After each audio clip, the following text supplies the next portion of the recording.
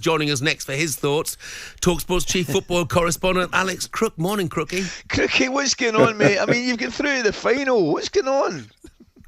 Good morning. Do you know what? I have to say that last 20 minutes of normal time, the half an hour extra time, the penalty shootout is probably the most horrendous football watching experience that I've had. Honestly, I was furious. I took the kids up to Wembley yesterday, and I think I'd have left at the end of 90 minutes. It's only my daughter who was saying, "Come on, Dad, you've got to show a bit of positivity here." I was raging with those players. I was raging with the manager for the changes that he made. Those callers are absolutely spot on. There was no need to take off Garnacho or Mainu. Antony is absolutely hopeless. Why he keeps getting on the pitch is a mystery to me. But the way those players wilted, as soon as the first goal went in, I've never seen a professional football team capitulate and the heads drop and the body language turned so poor. And it was obvious what was going to happen. You just knew that Coventry were going to get back level.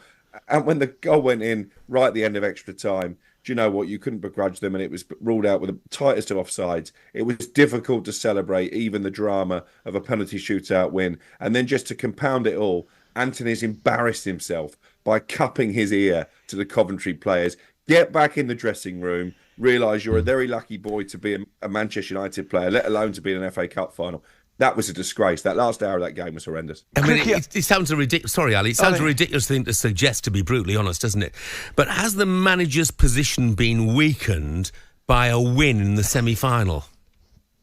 Massively. Again, I turned to people sat around me and I said, I don't see how he survives this.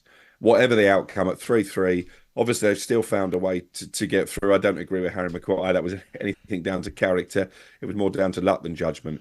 But the fact he lost control of that game with the changes that he made, he had no ability to impact it from the sidelines. I think if you're Sir Jim Ratcliffe watching in the stands and your mind wasn't made up, I think it just might be now. I don't see how a manager survives it, to be honest, because it was, as Rory Keane said on TV, it was so unprofessional.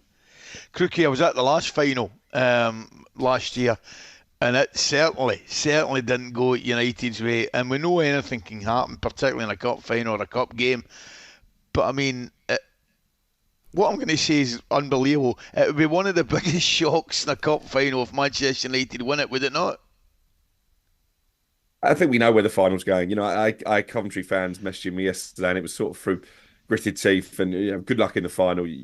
United will get battered.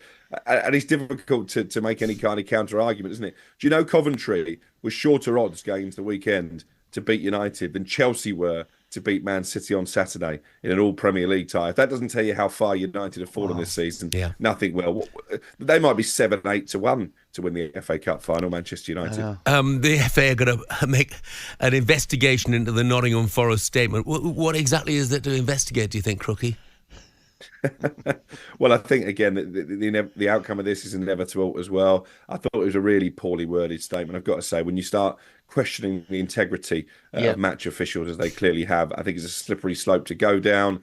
I think it's pretty clear that it's been influenced, if not written, by Marinakis, the owner, and I feel sorry for the communications team having to put out such an inflammatory tweet. There'll be a heavy fine coming Nottingham Forest way. And ultimately, I don't think it helps their cause. I watched the penalties back last night, the penalty claims, just to make sure I was completely across it.